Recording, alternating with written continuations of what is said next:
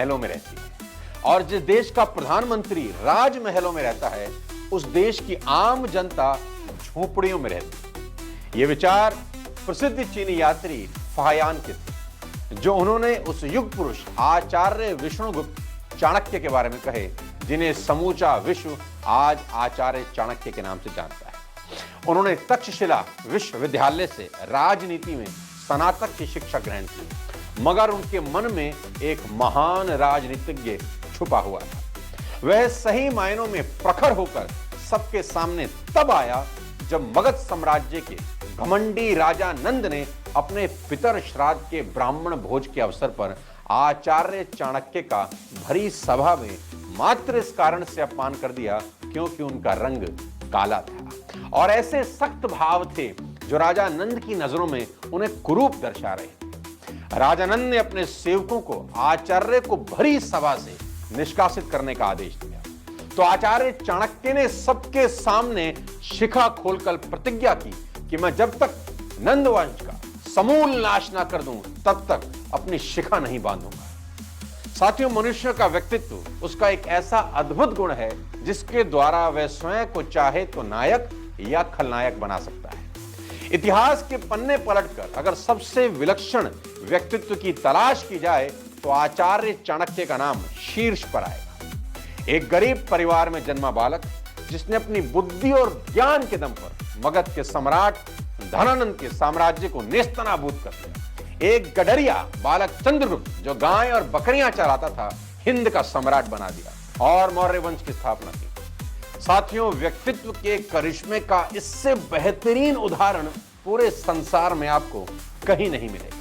संभावनाओं को संभव बनाने का नाम है चाणक्य। किसी ने ठीक ही कहा है कि 100 चंद्रगुप्त मिलकर भी एक चाणक्य का निर्माण नहीं कर सकते, लेकिन एक चाणक्य 100 चंद्रगुप्तों का निर्माण कर सकते हैं। आइए आज के इस वीडियो में जानते हैं उस विद्वान के बारे में जिसने अपने तेज दिमाग से असंभव को संभव कर दिखाया। करीब 2400 वर्ष पहले चंद्रगुप्त मौर्य के महामंत्री थे आचार्य चाणक्य। आचार्य चाणक्य को भारतीय राजनीति और अर्थशास्त्र का पितामह भी कहा जाता है। जन्म उपरांत इनकी माताजी का निधन हो गया था। राज ज्योतिषी ने भविष्यवाणी की कि बालक में राजयोग बिल्कुल नहीं है, लेकिन बालक में चमत्कारी ज्ञान योग व विद्वता है। इसकी विलक्षण विद्वता जो सूर्य के प्रकाश के समान संपूर्ण जम्बूद्वीप को आलोकित करे। वे तक्षशिला विश्वविद्यालय में राजनीति शास्त्र के आचार्य थे। उन्होंने नंद वंश का नाश करके चंद्रगुप्त मौर्य को अजापाल से प्रजापाल बनाया। चाणक्य की मृत्यु को लेकर वैसे तो 2 कहानियां संदर्भ में आती हैं। इनमें से कौन सी सच है, इसका अभी तक कोई सार नहीं निकला। लेकिन आज मैं उनकी मृत्यु नहीं, उनके जीवन के सिद्धांतों पर बात करना चाहता हूं, जिनका अनुसरण करके आप भी अपना जीवन सफल बना सकते हैं। आज मैं आचार्य चाणक्य के 5 वो सिद्धांत आपको बता देना चाहता हूं। 5 सिद्धांत आपको बताऊंगा आचार्य चाणक्य की, जिनको जिंदगी में इंप्लीमेंट करके आप 2023 में अपनी पूरी जिंदगी बदल सकते हैं। सबसे पहले आचार्य चाणक्य जिसके ऊपर विशेष ध्यान देते थे, उस बात को जरूर सुनिए, अपने जहन में उतार लीजिए इस सिद्धांत को। यह सिद्धांत आपकी पूरा जीवन बदल सकता है। सबसे पहला सिद्धांत, education is the best friend. जी हां, शिक्षा को लेकर आचार्य चाणक्य बहुत सजग थे। धनानंद की सभा में एक बार उन्होंने कहा था कि मेरा धन ज्ञान है धनानंद, और मेरे ज्ञान में अगर शक्ति रही तो मैं अपना पोषण करने वाले सम्राटों का निर्माण कर लूंगा। और आगे वो कहते हैं कि शिक्षक कभी साधारण नहीं होता, प्रलय और निर्माण दोनों उसकी गोद में खेलते हैं। आचार्य चाणक्य ने बताया कि शिक्षा और ज्ञान के बिना इंसान का जीवन बकरी की पूंछ की तरह अर्थहीन होता है। जिस तरह बकरी की पूंछ न गुप्त इंद्रियों को ढकने के काम आती है और ना ही मक्खी मच्छर हटाने की, ठीक उसी तरह शिक्षा के बगैर मनुष्य का अस्तित्व भी अर्थहीन हो जाता है। आचार्य चाणक्य ने विद्या को कामधेनु कहा। विद्या एक गुप्त धन है जो दिखाई नहीं देती, जिसका हरण और विभाजन नहीं हो सकता, सब प्रकार से सुरक्षित धन माना गया है। आगे आचार्य चाणक्य कहते हैं कि अनपढ़ व्यक्ति समाज पर बोझ होता है। ऐसे व्यक्ति का समाज में कोई महत्व नहीं होता। ऐसे लोग समाज में अंधविश्वास और बुराइयां फैलाने का काम करते हैं। ऐसे लोगों से हर कोई दूर रहना चाहता है। एक बड़े ही कमाल की बात चाणक्य कहते हैं कि बुद्धि से पैसा कमाया जा सकता है, ना कि पैसे से बुद्धि हासिल की जा सकती है। बुद्धि से पैसा कमाया जा सकता है, ना कि पैसे से बुद्धि हासिल की जा सकती है। चाणक्य की ये नीति यह बताती है कि अगर बुद्धि है तो इंसान चाहे कितना ही पैसा कमा सकता है, लेकिन अगर बुद्धि नहीं है तो सारे पैसों से भी बुद्धि प्राप्त नहीं की जा सकती। रूप और यौवन से संपन्न तथा कुलीन परिवार में जन्म लेने पर भी विद्याहीन पुरुष पलाश के फूल के समान है, जो सुंदर तो है लेकिन खुशबू नहीं है। इसलिए व्यक्ति को हमेशा शिक्षा का अर्जन करना चाहिए और मौका मिलने पर उसका सदुपयोग भी करना चाहिए। ऐसे ही व्यक्ति को सफलता प्राप्त होती है और समाज में मान सम्मान मिलता है। जी हां साथियों, education is the universal currency. विद्वान का सम्मान दुनिया के सभी कोनों में किया जाता है और being intelligent is one of the most desirable qualities in any person. तो हमेशा नई स्किल्स सीखने के लिए तत्पर रहिए। दुनिया भर की किताबें पढ़िए, अनुभवी लोगों के बारे में पढ़िए, उनको ढूंढ कर सुनिए और अपने जीवन में अप्लाई करिए। आचार्य चाणक्य की शानदार सबसे बड़े दूसरे सिद्धांत पे आपको लेकर आना चाहूंगा कि ऐसी कौन सी बात थी आचार्य चाणक्य के अंदर जिन्होंने उनको चाणक्य बना दिया। वो हमेशा एक बात पर जोर देते थे कि बुद्धिमान ही बलवान है। जी हां, जिसके पास बुद्धि है बल भी उसी के पास है। बुद्धिहीन का बल निरर्थक है। अगर आप बुद्धिहीन हैं तो आपके पास जितनी भी ताकत हो, उस ताकत का आप कुछ नहीं कर सकते, क्योंकि वह उसका प्रयोग ही नहीं कर सकता। बुद्धि के बल पर ही एक खरगोश ने बुद्धिहीन अहंकारी महान बलशाली शेर को वन में कुएं में गिराकर मार डाला। कहानी कुछ इस प्रकार है साथियों कि एक शेर के साथ पशुओं में एक समझौता हुआ, एक एग्रीमेंट हुआ।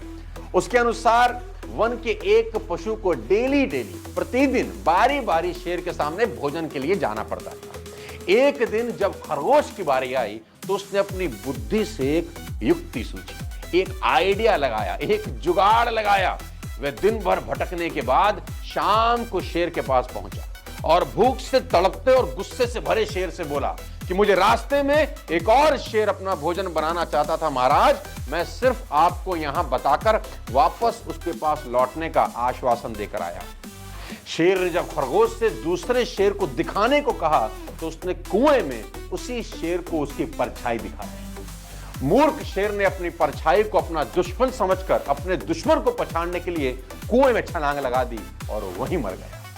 इस कहानी का सीधा सा अर्थ है, आप चाहे छोटे ही क्यों ना हो, अगर आप में बुद्धि है तो आप बड़े से बड़े शत्रु का सामना कर सकते हैं। भले ही कौवा एक ऊंची इमारत पर बैठा है फिर भी गरुड़ नहीं बन जाता। इसी प्रकार एक व्यक्ति का सम्मान उसके गुणों से निर्धारित होता है, उसकी ऊंचाई, स्थिति या धन से नहीं। आचार्य चाणक्य के बारे में बात हो और चाणक्य नीति का जिक्र ना हो, ऐसा कैसे हो सकता है। बहुत साल पहले जब मैं छोटा था स्कूल में, तो मैंने पहली बार अपने जीवन में चाणक्य नीति पढ़ी। उस चाणक्य नीति का मेरे जहन में बहुत गहरा प्रभाव हुआ। मैं आपको बता दूं, मैंने जिंदगी में जो कुछ भी पाया, चाणक्य नीति का एक बहुत बड़ा रोल है। हर महीने 2 महीने के बाद जब मौका मिलता है, चाणक्य नीति जरूर पढ़ता हूं। चाणक्य नीति अब ऑडियो बुक में भी अवेलेबल है, जिसे आप कुको एफएम पर सुन सकते हैं। कुको एफएम इंडिया का लीडिंग ऑडियो शो प्लेटफॉर्म भी है। इसका मंथली सब्सक्रिप्शन मैं नीचे डिस्क्रिप्शन में दे दूंगा, आप डाउनलोड कर सकते हैं। वापस लेकर चलता हूं आपको अपने टॉपिक पर, जीवन को बदलने वाले आचार्य चाणक्य के तीसरे सिद्धांत के बारे में बताने वाला।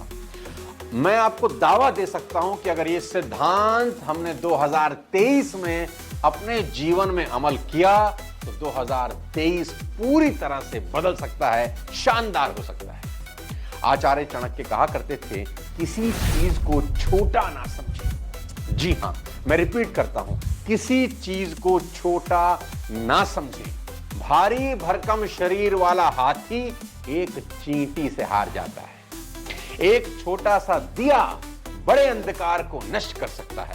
वज्र के पहाड़ से बड़े बड़े पर्वत टूट जाते हैं। इसी में चाणक्य कहते हैं, नेवर इग्नोर डेप्थ एंड डिजीज। जी हां, अर्थात कर्ज और बीमारी को कभी छोटा मत समझिए। बहुत गहरी बात बोल रहे हैं आचार्य चाणक्य। कर्ज और बीमारी को छोटा मत समझिए। आज का घाव कल का नासूर बन सकता है। आज लिया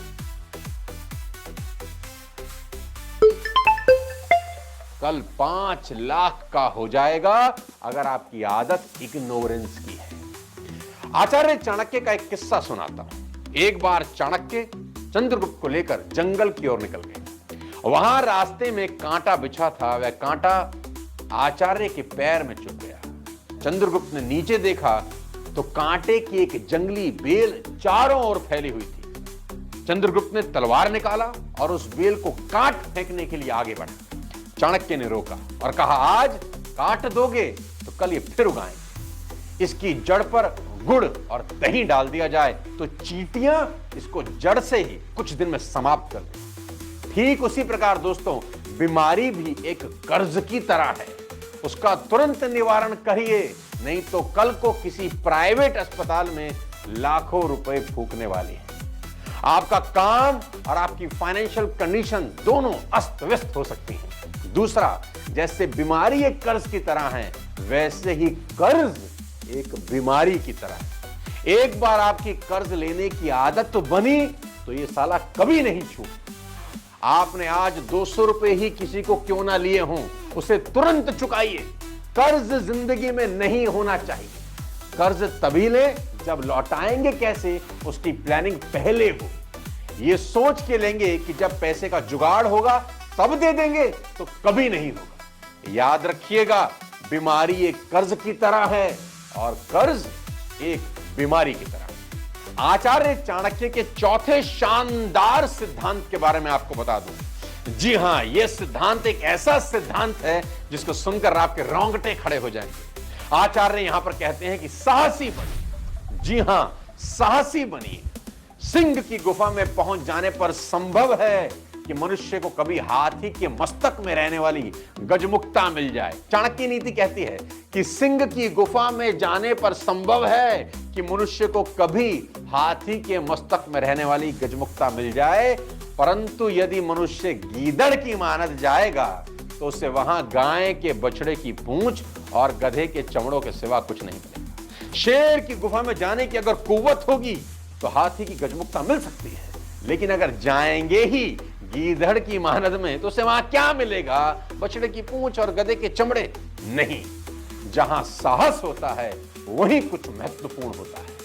खतरे से ना जूझकर बचाव की नीति पर चलने वाला कायर पुरुष कुछ भी पाने में सामर्थ्य नहीं होता। आचार्य चाणक्य यहां कहते हैं कि इंसान को बड़ा सोचना चाहिए, साहसी होना चाहिए, हिम्मत करनी चाहिए।